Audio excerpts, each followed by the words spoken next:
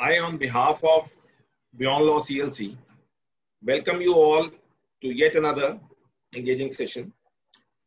And since we have been holding webinars since long, a lot of persons were asking us and requesting to the effect that there should be a session on the false statements, declaration, evidence, and what are its legal wrappings and otherwise.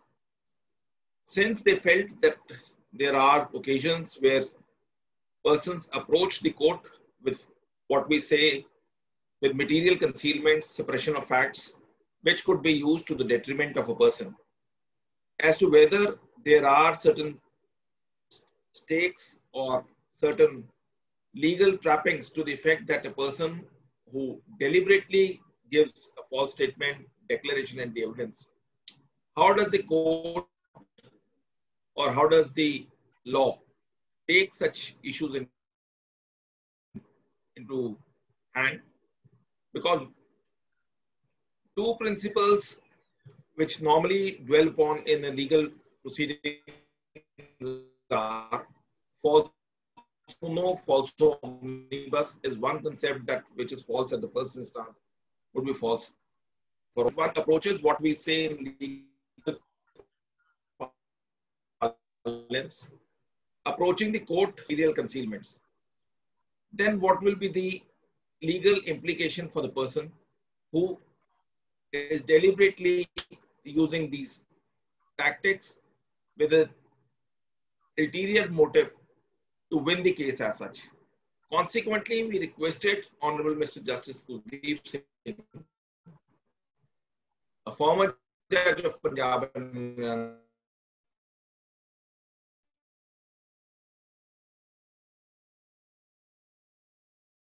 court, the insights. Sir had given a session. Consequently, a false statement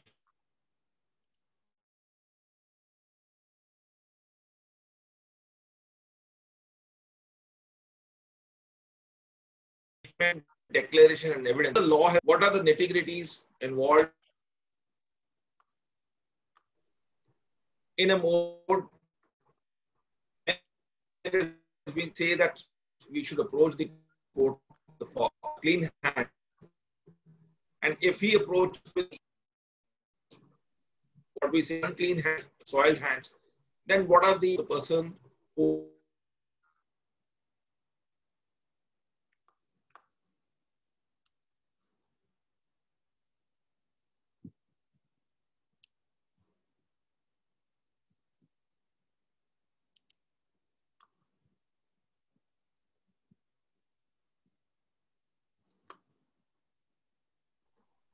I'm sorry, I was muted somehow.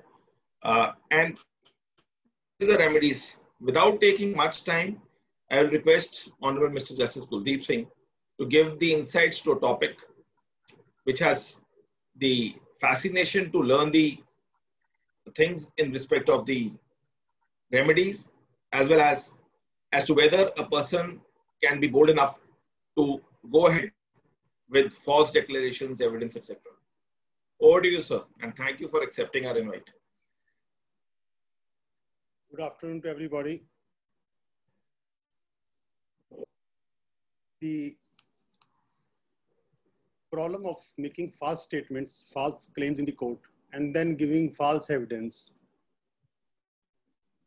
fabricating documents outside the court, and sometimes going to the extent of tampering with the documents in the court, is increasing day by day. What the litigants try, that they manipulate the evidence by way of producing fabricated documents or giving false statement, and thereby making the presiding officer to give a wrong judgment, which is in fact an injustice with one of the deserving party. So the net result is that it shakes the faith of the public in the justice delivery system. It is a very serious matter. It has to be contained. Unluckily, what is happening that because of the workload or say the lack of interest, the courts ignore the production of false evidence and false documents in the court. though there are sufficient provisions in the IPC and CRPC to contain the false evidence in the court.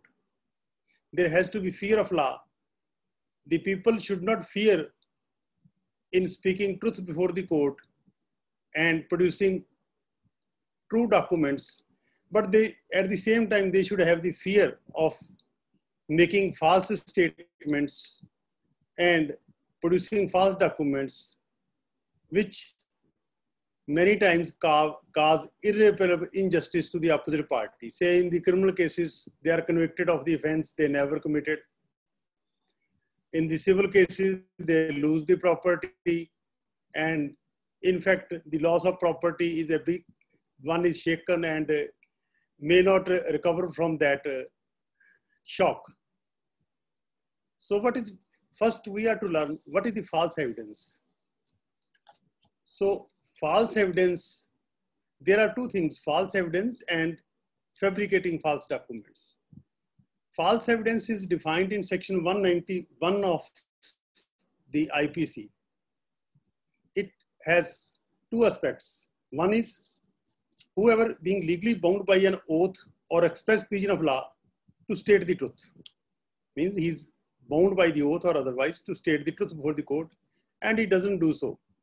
The second is bound by law to make a declaration upon any subject, and what he does, he makes a false statement which he either knows, the requirement is that he must know that it is a false statement, or believes to be false, or doesn't believe it to be true. So that is the false evidence.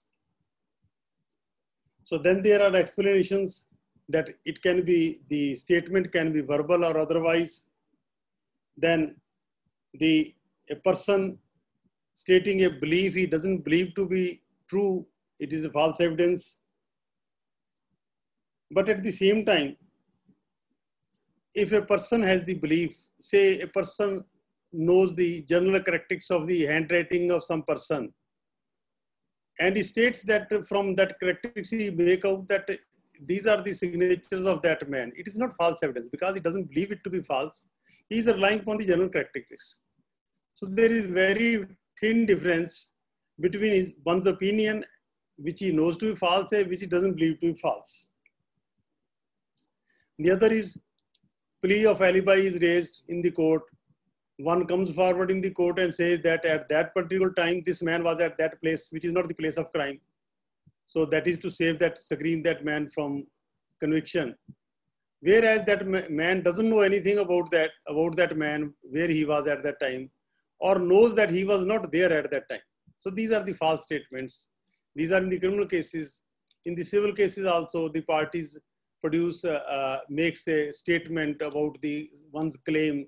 Say somebody has made the money claim in the court, and one comes forward and says that, look, the defendant had made admission about this claim before me, whereas it was never done.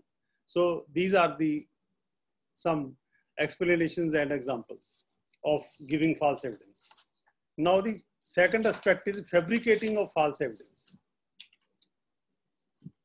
Section 192 of the IPC deals with the same. It says that whoever causes any circumstances to exist, means circumstances to exist, he makes some circumstances exist, or makes any false entry in the book or record, or the electronic record, or makes any document or electronic record containing false statement. And it further requires that this should be intention must be there, that such circumstances as false entry or false statement may appear in evidence in the judicial proceedings or in the proceeding taken by law before a public servant or before an arbitrator. And further requirement is that such evidence may cause such person who is in such proceeding to form an opinion upon the evidence, to entertain an erroneous opinion on any touching any point material to the result of such proceedings. So it must be that wrong opinion must be formed on the point, material point touching the such proceedings. Say there are then illustrations that A puts javelin in the box of some person with the intention that these may be recovered by the police and he may be held for theft. It is false evidence. Making false entry in some shopkeeper making false entry in his account books for supporting his claim. Somebody fabricate a letter in the handwriting of somebody so that he may be used in the proceedings for a particular purpose, say civil or criminal. So these crimes, these carry very severe punishment. If these are under section 193, if such evidence is given or fabricated in any stage of the judicial proceedings, the sentence is up to 7 years and fine. If it is in other cases, it is up to 3 years. Then what are the judicial proceedings? The explanation say that court martial are the judicial proceeding and investigation directed preliminary to the proceeding for a court of justice. These are also judicial proceedings, say making a statement under section 164 CRPC before the magistrate, that is pre-trial. Sometimes the magistrate also order investigation under section 160, 156, 3 or 202 IPC, that is also before the registration of the starting of the judicial proceedings. So these are also some examples which are part of the judicial proceeding. Or the court appoints a local commission to make a local investigation, that is also the part of the judicial proceedings. So then there are aggravated forms in case of offenses punishable with the capital punishment. The sentence is very severe. It is up to life, 10 years or life. So if a person is convicted of that offense, it is the same sentence which is for the commission of crime. So now the question is, if such false evidence is statement is made or false evidence produced in the court, what is the procedure? The procedure is provided in section 340 CRPC. What it says that what procedure is to be followed. These offenses are covered under section 195 CRPC as the offenses which provide for the prosecution for contempt of the lawful authority of public servant and for offenses against the public justice and relating to documents given in evidence. So section 340 prescribes that in case of the sections mentioned in section 195 CRPC, that is, court can initiate the proceedings on the application of a party or otherwise. That means of its own motion also. It is not necessary that application is filed. The court is of the opinion that it is expedient in interest of justice that an inquiry should be made into any offense referred to in clause B of subsection 1 of section 195 CRPC, that is, these are relating to the fabrication of false evidence. In respect of a document produced or given in evidence, the court may, after preliminary inquiry, if any means it is not necessary that inquiry should be held. I will discuss the case law also later on. It can record the findings. If a preliminary inquiry is held, record a finding to that effect, and then make a complaint to the magistrate. It can bound down that man for appearance before the magistrate, or he can be taken into custody also. So such powers can also be exercised by the court, to which that court is subordinate. If this, suppose the court refused to make the complaint, refused to record the finding, then this is appealable order, and appeal lies under section 342 CRPC itself. Now, what the court says regarding the expediency in ordering such a trial. It is not that in every case where such statement is made that court should proceed. You know, courts are overburdened. And it is not possible that in every case the court after closure of that case start the proceedings or during the proceedings start. It is only in the case where it is expedient in interest of justice. So that is also further elaborated by the judgments. I will take up one by one. The requirement of section 340 CRPC are that court should form an opinion that it is expedient in interest of justice that inquiry should be made into the offence which appears to have been committed.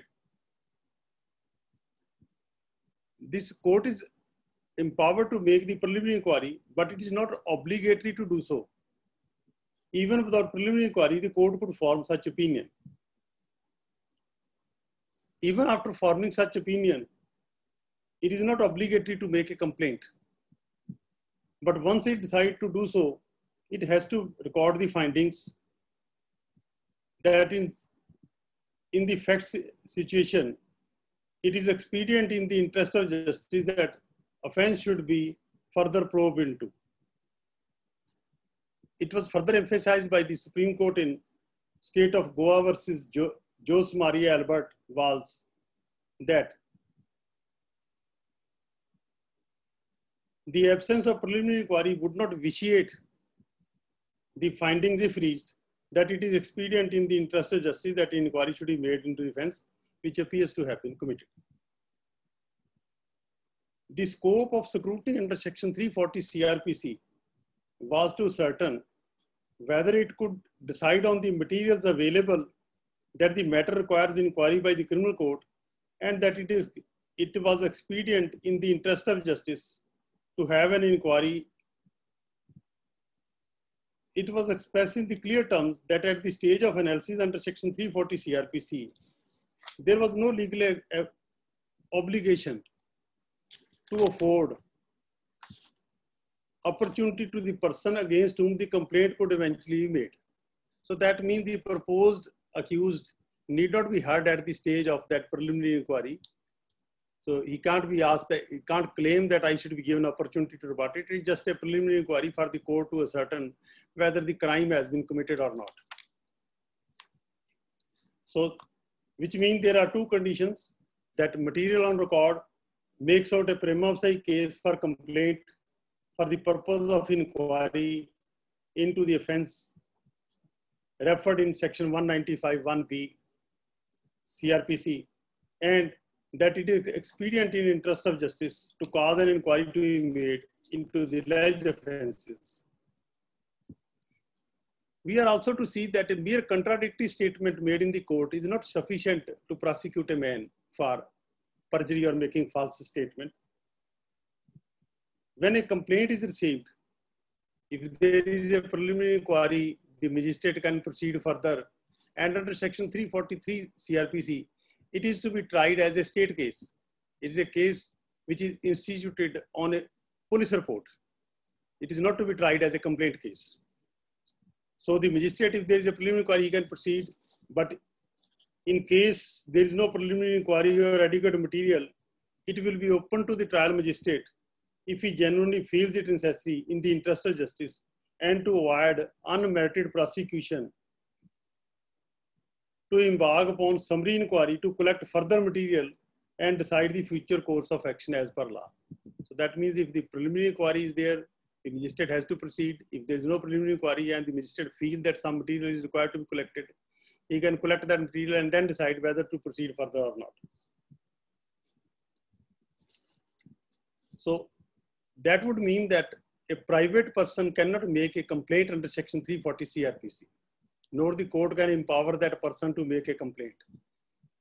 It has to be made by the court and not by a private party.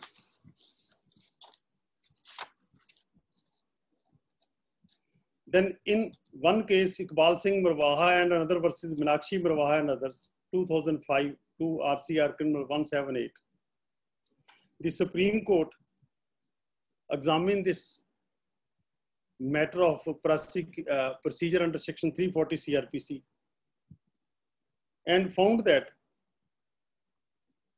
it is not in routine that in every case the prosecution should be launched. It is to be done only if the interest of justice require so, and not in every case. What is expediency in the interest of justice? The Supreme Court observed that this expediency will normally be judged by the court by weighing not the magnitude of injury suffered by a person affected by such forgery or fraud or forged document, but having regard to the effect or impact such commission offense upon the administration of justice. So the parameter is what is the effect of such production of false document or making false statement on the administration of justice, and not merely what injury it may cause to the one or the other party. So that means that it is not in every case the procedure under section 340 CRPC to follow. The court is to find out only that case where it severely affects the administration of justice, that inquiry should be ordered.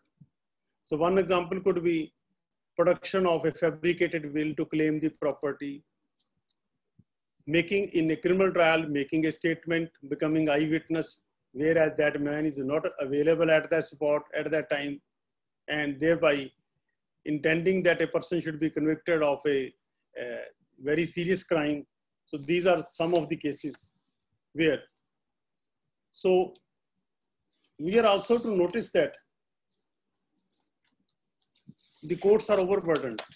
So it is not possible for the court that in every case where there is a false statement or contradictory statement or false document produced to start an inquiry and start another trial.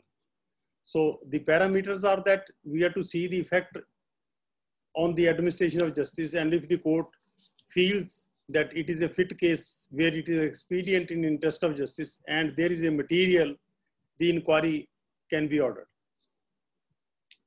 So for that, there is a complaint has to be made to the other magistrate. The person can be taken into custody, and or the security can be taken and he can be committed to that magistrate, and then the case to start as a state case before that magistrate. However, there is another provision which is very interesting and which is very rarely followed. That is section 344 CRPC. That provides for the summary procedure to try for such offenses. When while passing the judgment, the court finds that such offense has been committed. So let's go through that section. That is very interesting. And during my career as a magistrate and as a session court, I have many times used this section. So in place of sending the complaint to the other court, I myself will try it, and though you can't pass very severe sentence, but it gives a signal to the party that you have made the false statement, now you have to suffer for that. Section 344 provides a summary procedure for trial for giving false evidence. It requirements are different here. In the section 340, at any stage, the court can start the inquiry. Here, at the time of delivery of the judgment or final order, it is only at that stage that where the final order is passed or final judgment is passed. Disposing of the judicial proceedings, the court of session or the court of magistrate of first class, only these two courts are empowered to proceed under section 344 CRPC. Court of magistrate of first class and court of sessions, not the civil court. Expresses an opinion to the fact that any witness appearing in such proceeding had knowingly or willfully given false evidence or fabricated false evidence with the intention that such evidence should be used in such proceedings,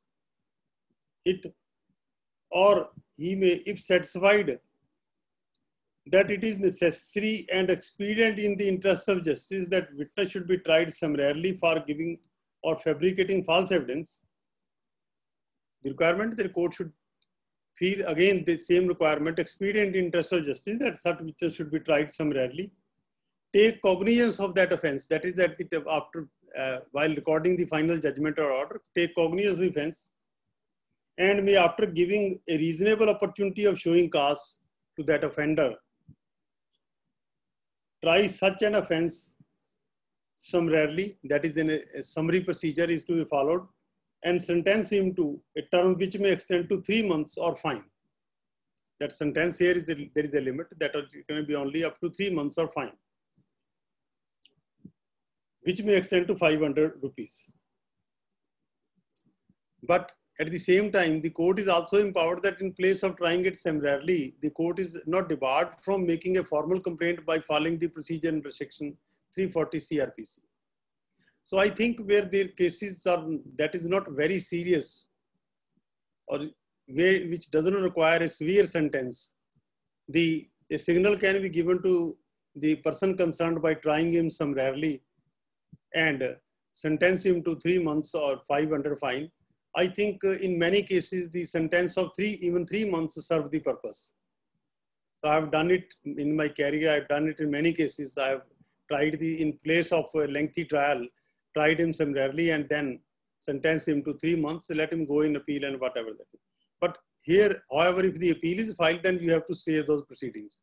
But normally, practically what happens that if you pass the judgment, you immediately give the notice to the person and his explanation is received and whatever you want to say, and before that appeal is filed or that your judgment comes, it is a summary order. So then the person on the basis of the material available on that file, where during the trial, he can be convicted. So that is I think it is a procedure which can be used to give signal to the such offenders who make false statement in the court or produce false documents. So then section 345 is there. That is a contempt of the lawful authority. That is not, we are not concerned. But that is also provided for summary procedure where the witness, they intentionally insult the court. Then summary procedure, there he can be fined. It is also just to give a signal to the party. So now the question is, there is one section 340 CRPC where there is a procedure to make a complaint, and then there is section 344 CRPC. I think it is for the court to see what procedure is to be followed. If there are very serious cases, the procedure section 340 CRPC has to be followed. And in case of less serious, if it is on the criminal side, the magistrate of first class or court of session, they can try summarily under section 344 CRPC. It happens that while sitting in the High Court, one couple appeared before the court for protection, claiming that they are unmarried. When I asked the boy whether it is your first marriage, he fumbled. He said, it can be first, it is first marriage. I said, are you sure it is your first marriage? Then in the meanwhile, his wife appeared along with the child. Then she claimed that she should be heard, and she told the court that this man, he is my husband and he has run away with somebody else and has come for marriage. So that then I ordered the registrar to hold a preliminary inquiry. The inquiry was held and a complaint was made. The man was taken into custody, and that man and the boy both taken into custody and sent to the Chief Judicial Magistrate for trial. So the purpose is that a party should have fear in mind while making false statement and false claims or producing false documents in the court, that look, if you do it, you will have to face the consequences.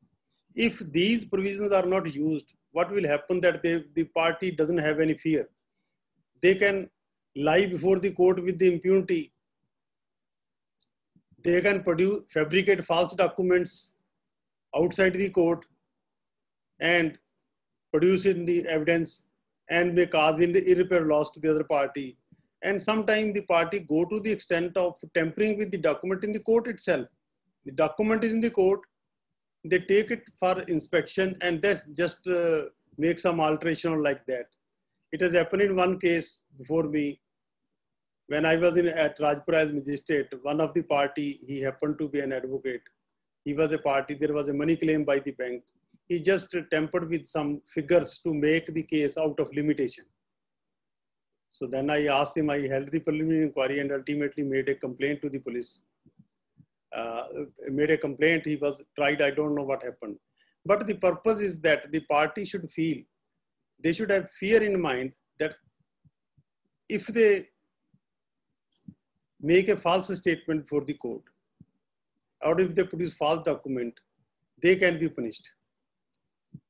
If there is no such fear, then the process of the court will be misused, and there can be gross misjustice, gross injustice to the party, and eventually the people will lose faith in the justice delivery system. So these are the provisions for the trial. But at the same time, I will again say that it is not open to the party to make a complaint, because here the sanction of the court is required. The court is to make the complaint, not the party, if it is done during the judicial proceedings. If it is outside the judicial proceeding, the party can always make independent complaint. Then it is to be tried as a complaint case. That's all.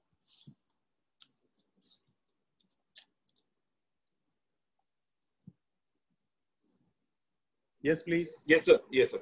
So the insights are quite enriching.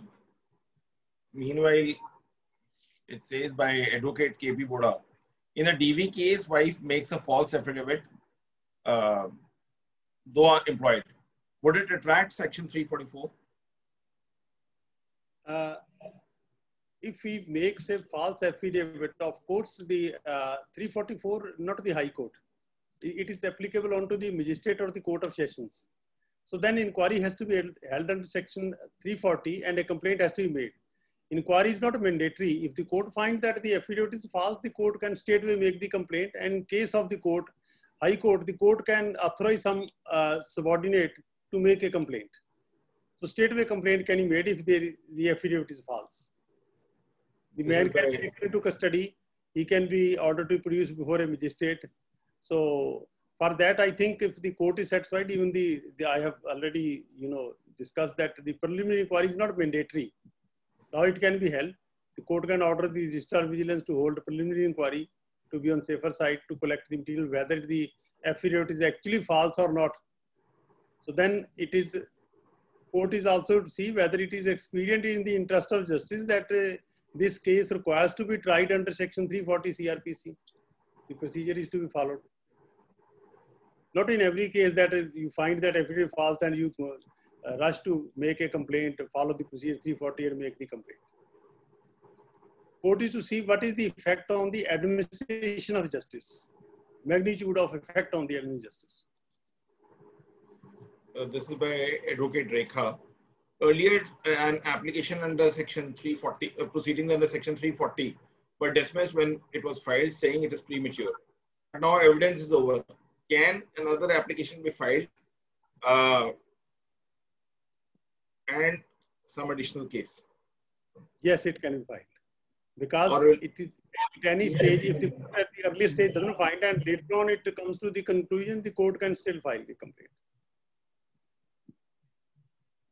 The second inquiry under Section 340 CRP is not barred if the earlier is decided that it is premature.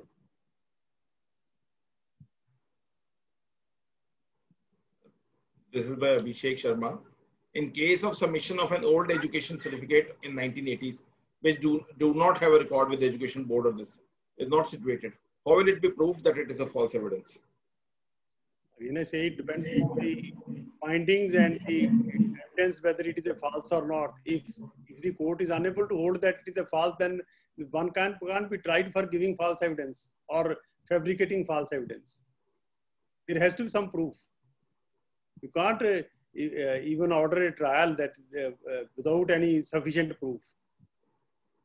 That's why it says that it is expedient in the interest of justice that the case should be tried. Not in all the cases. This is by Naveen Kumar. PW is asked during cross, did you give any statement to the investigating officer during the investigation of the current case? Yes. The challan filed by the IO contains a paper purporting to be PW statement under Section 161 CRPC signed by IO and attested by another police officer. So the IO in a way is affirming that PW made such a statement. If the answer by the PW is no, does it necessarily follow that either PW is lying on oath or the IO has introduced a false document in a case, or at least attempted to introduce a new document? So far as the evidentiary value of statement of Section 161 is concerned, it can only be used for contradiction. It is relied on police. It is not a substantive piece of evidence. The substantive evidence is what he states in the court. So how the court will find out that this statement was actually made to the police? We know the working of the police, that the police generally ask something and they record in their own words, which may not reflect the true statement of that witness. Sometimes while sitting in the police station, they record the statement of somebody, and sometimes he may have recorded the statement. So it will be very difficult to determine whether the witness had actually made the statement for the police as recorded in 161, or whether the policeman has fabricated it. So in such cases where it is not possible to prove which party is stating the truth, I think it is not a fit case where the trial should be ordered. This is by Praveen Kumar. Petitioner evidence is over, respondent documents have been exhibited. As petitioner had lied and documentary evidence is over, is it proper stage for filing section 340 application, despite the fact that the cross-examination is pending? Technically speaking, there is no bar. The language of section 340 says on application or otherwise. So the court can act on the application or otherwise also. So that means that an application, if the party wants that these are the false documents and there is something on the record to show that these are the false documents, they can file it. The court can decide it then and there, or keep it pending to be decided at a later stage. So there is no bar to the filing of application. This is by Kailash Chandra. In a divorce case, husband submits that false salary certificate from his friend's company showing less salary. Court relies and gives a less maintenance. The husband has in fact been working in an international company and doing business with his father, but there is a false certificate. What remedy does the wife have? Wife can file application before the court for under section 340 CRPC that he should be tried. He has produced a false certificate and the evidence has come that this certificate is false. So it is a fit case where the husband should be taught a lesson and he should be an inquiry should be held. And I think the evidence already recorded during the divorce proceeding can be relied upon, and the preliminary inquiry can be dispensed with, and the state where the complaint can be made. This is by Radhesham Maurya. How procedure will be followed in extrajudicial case of complaints and administration of justice? Sorry, I couldn't follow it. What procedure is to be followed in extrajudicial cases of complaint and administration of justice? Extrajudicial complaints? Yes, that's what he writes. No, I can unmute him. These are private complaints. If somebody has some grievance, he can always file a criminal complaint before the court. And of course, he can make a complaint to the police and the police investigates and then file the challan if there is some evidence is there. But he can also file a private complaint before the court, and for that procedure is there. It is some cases are tried as summon case, some as warrant cases, then different procedure is there, one can be tried. But this is not regarding anything done during the judicial proceedings. It is independent of that. This is by Radha. Petitioner submits a false document. If it is proved that they are false, the case will be set off along with the punishments of a petitioner, whether he should be punished or not. Sorry, please repeat the question. Petitioner submitted false documents. Yes. If it is proved that they are false, the case will be set off along with the punishment for petitioner, or whether he would be punished, whether he can be punished or not. No, if the petitioner has filed some false documents, the court is first to find out whether it is expedient. Then again, those two principles are to be followed. Whether there is some prima facie material that he has given a false evidence or produced false documents, and whether it is a case where it is expedient in the interest of justice. That means that what is the magnitude of its effect on the administration justice, and whether some inquiry should be held and a complaint should be made or not. This is by Samir Goel. Is affidavit necessary with the main petition at time of filing? What can be done if it is not done? What can the respondent do in that eventuality? No, if the affidavit is not filed, I think that is a procedural matter. It is nothing to do with the false evidence. If some affidavit is required to be filed, the court can insist on filing of affidavit, and if it is not filed, he is to face the consequences.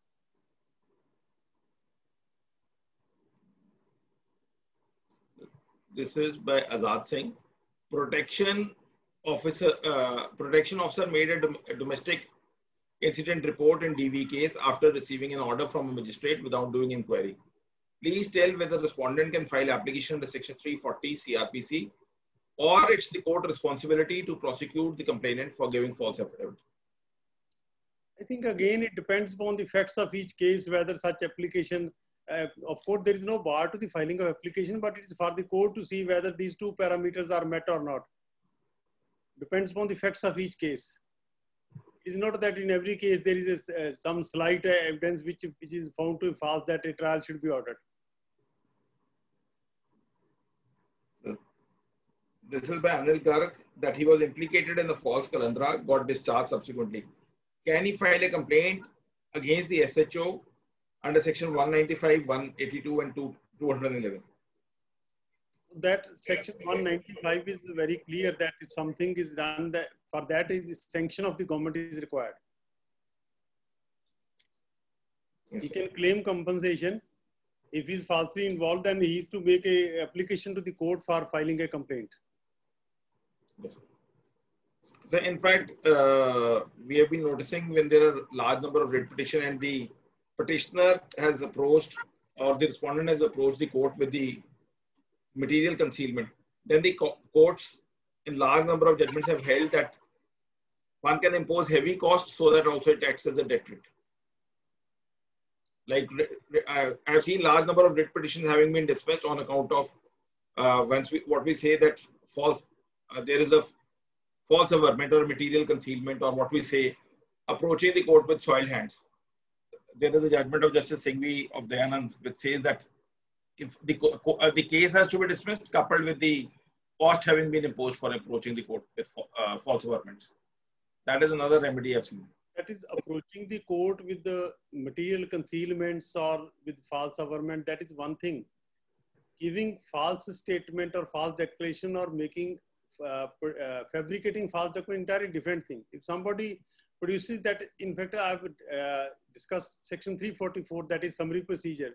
I think in the civil cases where there are concealments of facts or material concealments and some claim which is made without any ground, the courts do impose the just heavy cost, which is in fact a fine, nature of fine.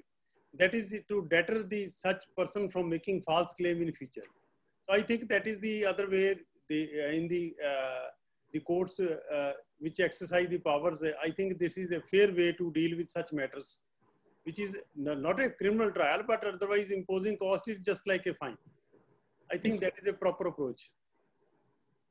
Because in the writ jurisdiction, since it's an original jurisdiction, so the remedy, large number of times court only take to this view that once there is a false averments or false concealments, and they sometimes get the stay, etc., then the cost is imposed to deter that, not only that party, but other parties also. That meet the desired purpose. Yes. That in the criminal cases also, there are in many cases in sections it says so much sentence or fine. It is not and fine, it is or fine. So fine is the same thing as he has to pay the money to the state for making committing some crime. So I think that is the proper procedure in the writs which is followed to impose heavy costs. This is by Kailash Chandran. He needs a clarification. Application under section 340 can also be filed before the family court where the divorce case is going on, or only before the criminal court? It can be filed before any court. 340 CRPC doesn't talk about, I say, 344 talks about the magistrate first class and or this court of sessions, but section 340 doesn't say so. It says any court. It talks about any court. It doesn't say it should be a criminal court only. It can be civil court, revenue court, or other court, or it also says that court, as the case may be, inspector of documents. So it talks about any court. So it can be family court also, it can be revenue court also, it can be civil court also. No, this is by Vikram. IO makes the changes in the criminal complaint on which the FIR was lodged and destroyed the evidence produced by the accused. IO can be prosecuted under section 340 or 156 subclause 3. He can be tried if the court finds that he has done something. He has made some, fabricated some documents. The court can, while recording the findings or earlier also, I think it is in such cases better that the findings are recorded that the fabrication has been done and then he is tried. So IO can be ordered to be tried. I have myself done in one or two cases where the IO has been was ordered to be tried for fabricating the evidence. Yes, but it depends upon the court whether the court has the sufficient time or the willpower to do so, because many times the court shy away from making the complaints because the magistrate many times has to appear as a witness and they are subjected to cross-examination. I remember one case when as a magistrate I was proceeding under section 340 CRPC, and it was a civil case. So the counsel for the plaintiff, who happened to be very serious counsel, he told me that I shouldn't make the complaint because then he said I will have the situation where I will have to ask some uncomfortable questions to you. So I just told them that I'm not worried about the questions you may ask, but at least you won't be able to ask the question because you will be cited as a witness. So witness can't be counsel for the party. So sometimes the officials, but I mean that officials, they say that they will have to come again. They are transferred. They will have to come again, appear before the court, and then make a statement. And then the party, sometimes the counsel, they are not that professional. They ask one or the other uncomfortable questions. But one should be ready for that in the interest of justice. So I don't think we have any questions. The different facets of law while discussing on false statement, declaration and evidence have been explained in a very erudite manner as well as a simplicity language which any common man can also understand and appreciate it. So we are all obliged, those who have been watching us, on behalf of the participants on the Facebook as well as on this group. Thank you for giving us the insights. Tomorrow, we have a session by Justice S.D. Anand, the former judge of the Punjab Haryana High Court, functional facets of Indian judicial justice delivery system.